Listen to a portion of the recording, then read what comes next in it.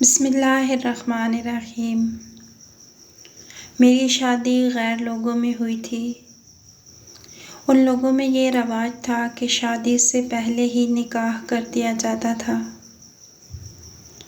उन लोगों के यहाँ मंगनी का रवाज नहीं था, इसलिए भी मेरा भी निकाह किया गया। और निकाह के बाद मैंने अपने शौहर को देखा। वो बहुत खूबसूरत इंसान थे।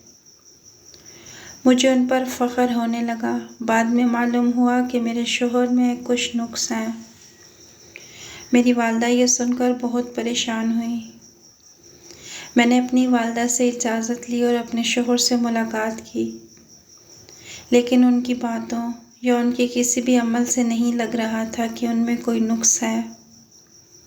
जिस्मानी लिहाज से वो बिल्कुल फिट नज़र आ रहे थे। मुझे लगा किसी ने ऐसे ही हवाई उड़ा दी होगी। मैंने घर आकर वालदा को बताया और मुतमईन हो गई। हमारी शादी की तैयारियां शुरू थीं। मैंने भी बड़े जोशो खरोश से अपनी शादी की तैयारियां की और आखिरकार वो दिन आ गया। मैं दुल्हन बनकर चली गई। मुझे मेरी वालदा ने एक छोटा सा शॉपर दिया कि इसे अपने पर्स में छुपा लो। मैंने पूछा क्या है, तो उन्होंने कहा तुम्हारे शौहर के लिए दवाई है। इस दवाई को हर रोज़ दूध में मिलाकर उसे पिलाना है। ये अमल 30 दिन तक करना है और किसी को भी मालूम ना हो। मैंने वालदा से पूछा किस चीज़ की दवाई है, तो वालदा ने कहा ज़्यादा सवाल जवाब ना करो, ये दवाई उसे लाजमी पिलाना। मैंने वो दवाई चुपचाप पर्स में डाल ली और रुखसत होकर अपने ससुराल आ गई। ससुराल में मेरी खूब आवभगत की गई। न जाने कितनी रस्में की गई। मेरी सास और नंद के हर अमल से उनकी खुशी छलक रही थी। मैं खुद को खुशकिस्मत समझती रही कि मैं इतनी मनचाही बहू हूँ और मेरा शौहर भी हर बात में बढ़ चढ़कर हिस्सा ले रहा था। मैं अपनी माँ की बताई बात भूल गई और अपनी शादी की रस्मों के मज़े कर रही थी। माँ मेरे कमरे में आई और कहा कि किसी भी सूरत में अपने शौहर को दवाई खिलाना ना भूलो। मुझे लगा कि मेरी माँ कभी भी मेरा बुरा नहीं चाह सकती, इसलिए मैंने उनकी बात मानने का फ़ैसला किया। जैसे ही मेरी नंद दूध का गिलास कमरे में रख कर गई, मैंने फ़ौरन उसमें दवाई मिला दी। इससे फारिग हुई थी कि दरवाज़े पर दस्तक हुई और मेरे शौहर कमरे में दाखिल हुए। सलाम दुआ की। शायद हमारे मौजूद रिश्ते ने उनके दिल में भी मेरे लिए मोहब्बत पैदा कर दी थी, लेकिन मैं तो शर्म और हया की वजह से उनको नज़र भर के देख भी नहीं सकी थी। मेरी थकन के पेश नज़र मेरे शौहर ने मुझे कपड़े तब्दील करने का बोला। मैंने अपने शौहर को दूध का गिलास पकड़ाया और ख़ुद कपड़े तब्दील करने गई। जब वापस आई तो शौहर सो चुका था। मैं सोच रही थी कि अभी तो वो मुझसे बातें कर रहा था। उस वक़्त उसके चेहरे पर नींद के आसार नहीं थे। अचानक कैसे सो गया। मुझे लिबास तब्दील करने में तकरीबन 15 मिनट लगे थे। ये इतना वक़्त नहीं था कि कोई दूल्हा शादी की पहली रात इस तरह सो जाए।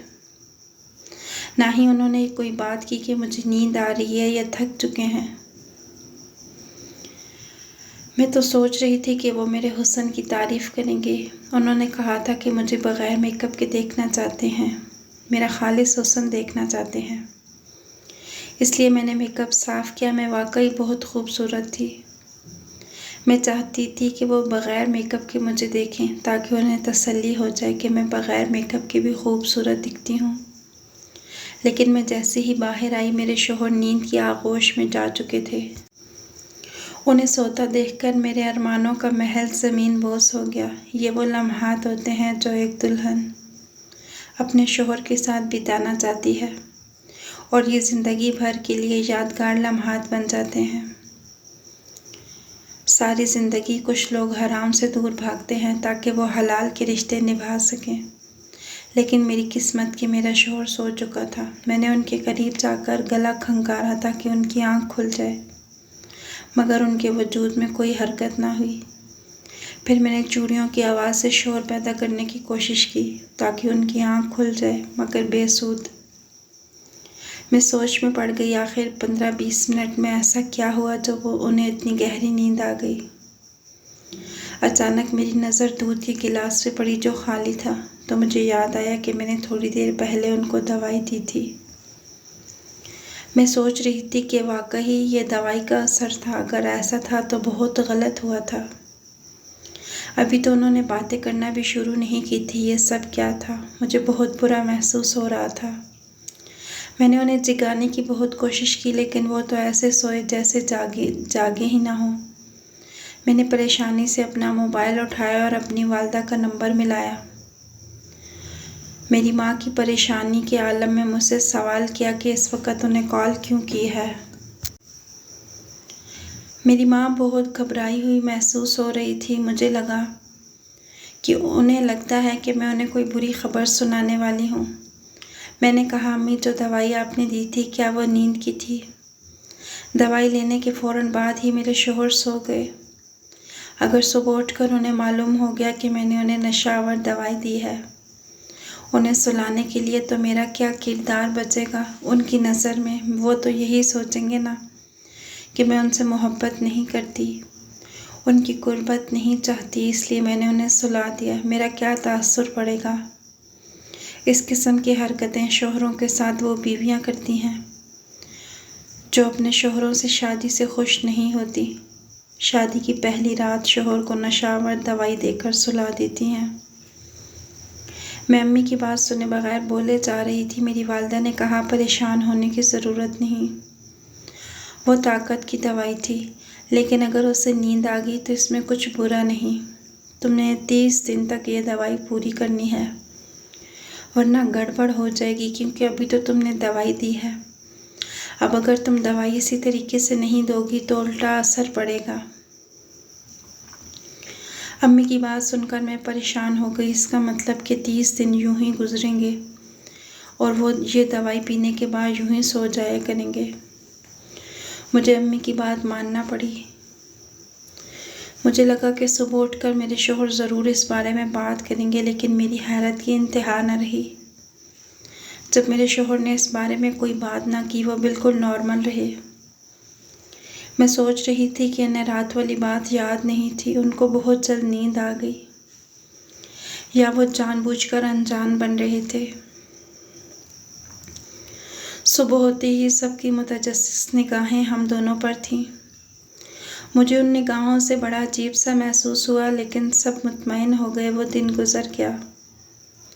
दूसरी रात भी मैं ये सिर्फ देखने के लिए कि मेरे शौहर को महसूस होता है या नहीं, फिर से दूध में दवाई मिला दी और वही हुआ। 2 मिनट के अंदर अंदर मेरा शौहर गहरी नींद में सो गया और सुबह उठते ही वो नॉर्मल था।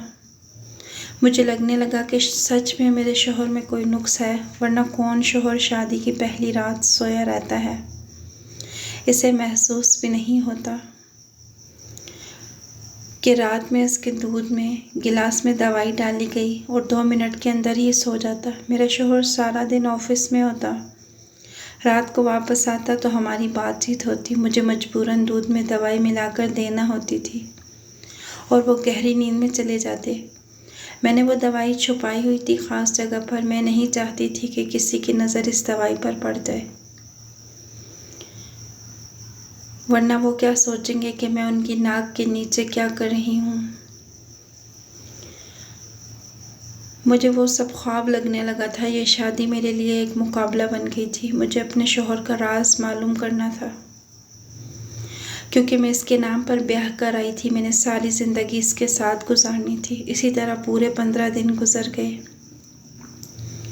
मैं रोज़ाना अपने शौहर को दवाई देती रही, लेकिन मेरे अंदर भी जज्बात का समंदर ठाठे मारने लगा।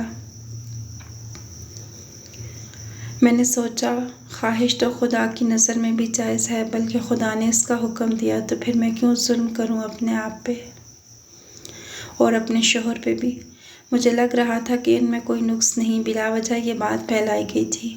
और एक रात जज्बात के हाथों मजबूर होकर मैंने दूध में दवाई नहीं मिलाई और वैसे ही हुआ जैसे मेरी ख्वाहिश थी। मेरे शौहर मोहब्बत भरी बातें करने के बाद करीब आए। अभी कुछ देर ही गुजरी थी कि मुझे अजीब सा महसूस हुआ। जब मैंने लाइट ऑन की तो मेरे पाँव के नीचे से ज़मीन निकल गई।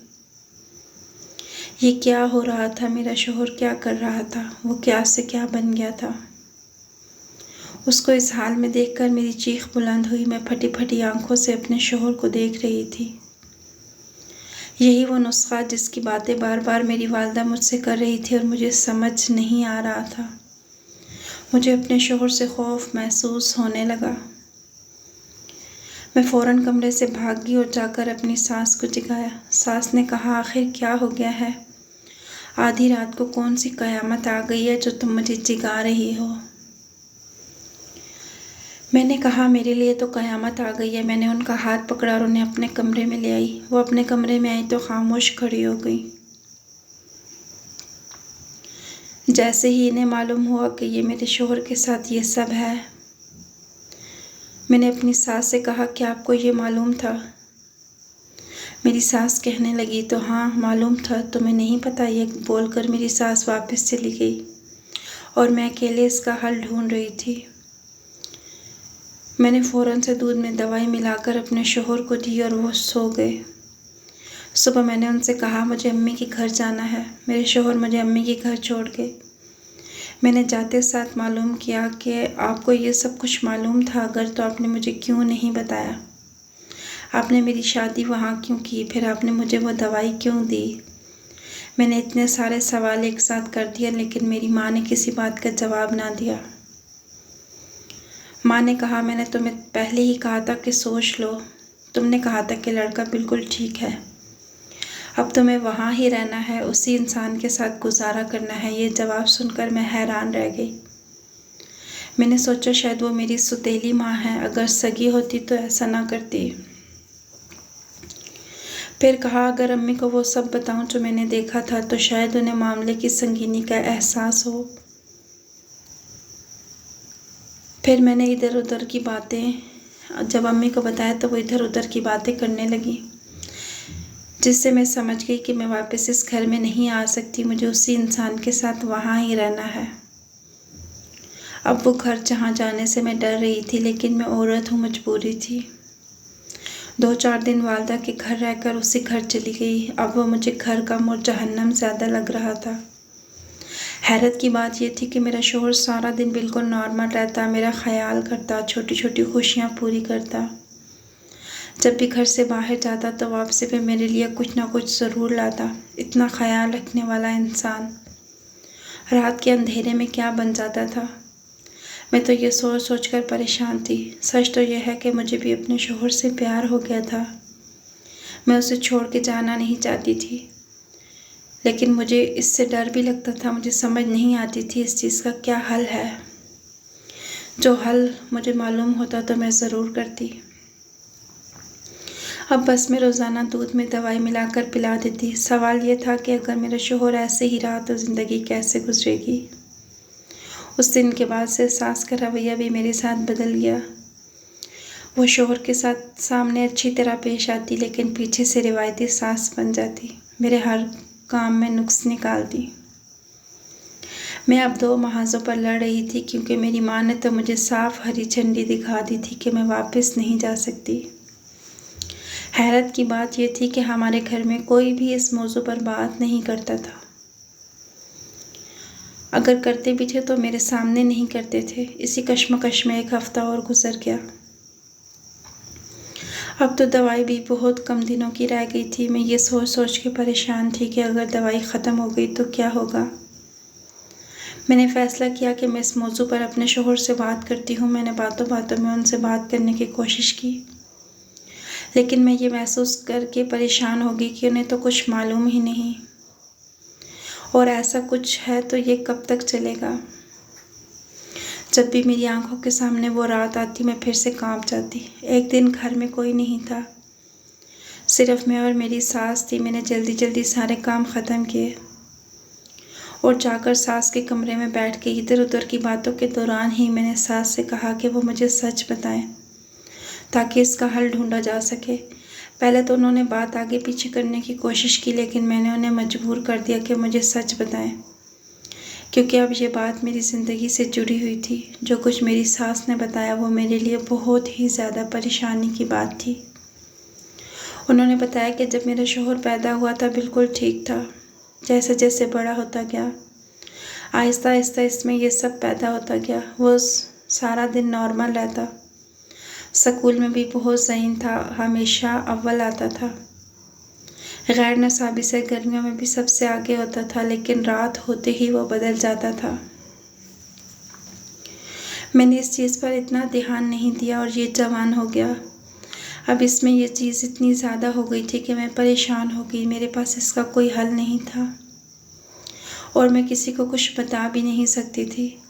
इसलिए मैं उसे बहुत से आम लोगों और पीरों फ़कीरों के पास लेकर जाती रही, लेकिन जब इन सब से काम नहीं बन पाया तो मैं उसे डॉक्टर के पास ले गई।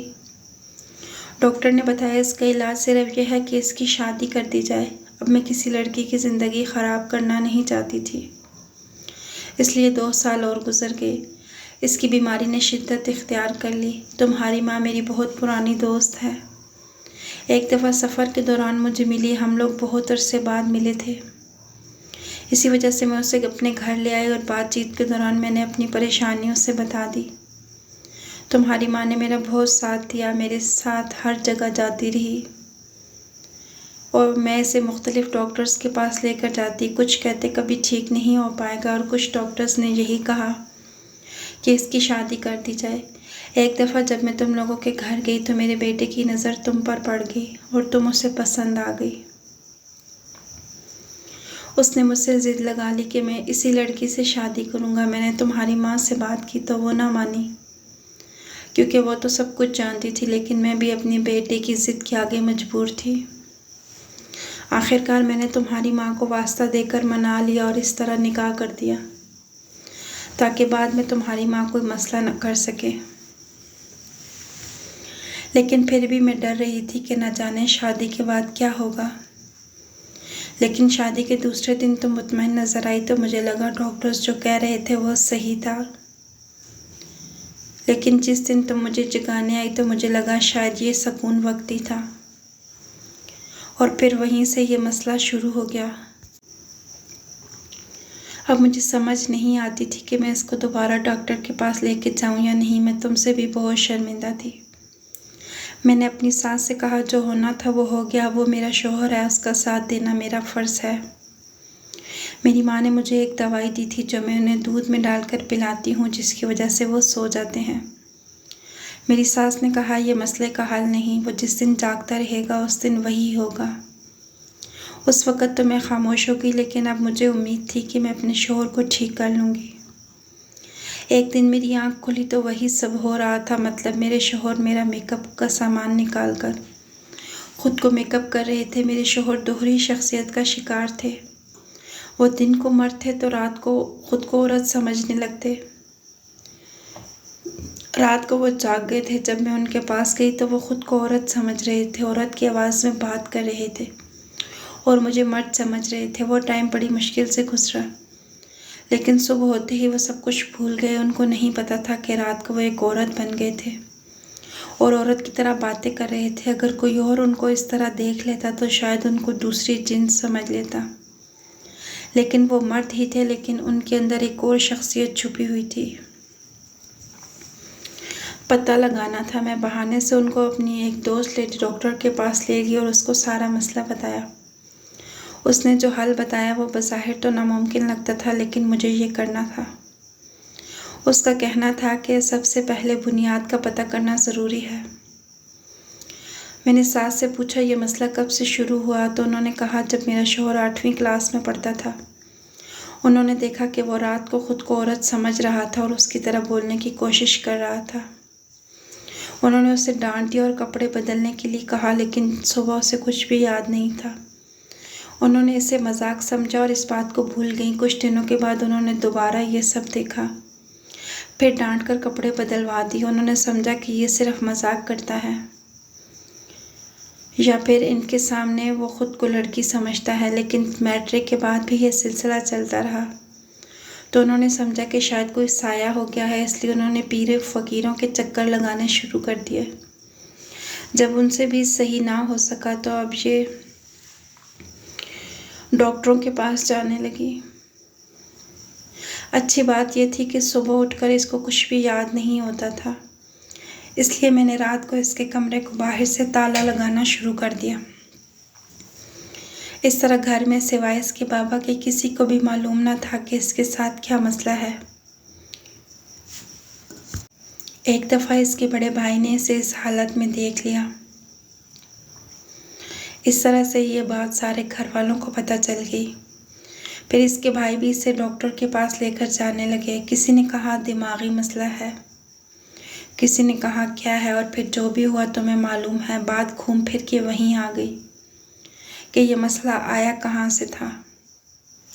इस मसले का कोई हल नहीं था। दोहरी शख्सियत का ये मसला अगर दुनिया के सामने आए तो उनकी इज्जत नहीं रहनी थी। आखिरकार मैंने छोटे कमरे से पुराना सामान निकाला। वहाँ से मुझे इस राज का पता चल गया। उनके पुराने सामान से मुझे बहुत सी चीज़ें ऐसी मिली जो साइकोलॉजी से मुताल्लिक थी। शायद वो यही सारी चीज़ें पढ़कर ख़ुद पे आजमाते रहे और फिर ख़ुद भी वही बन गए। जैसे मेरी दोस्त बताती कि मैं वैसे करती रही। 1 साल लगा और अब मेरे शौहर बिल्कुल ठीक हैं। अगर मैं चाहती तो वापस भी जा सकती थी, उनको उनके हाल पे भी छोड़ सकती थी, लेकिन जो इंसान मुझे इज़्ज़त और प्यार दे रहा था, मैं उसके हाल पर उसे छोड़कर चली जाऊं, ये बात मैंने गवारा नहीं की। सच कहते हैं मेहनत कभी रायगाह नहीं जाती। वीडियो पसंद आएगी तो लाइक कीजिएगा। मज़ीद ऐसी अच्छी कहानियाँ देखने के लिए हमारे चैनल को सब्सक्राइब कीजिएगा। अगली वीडियो तक के लिए अल्लाह हाफिज़।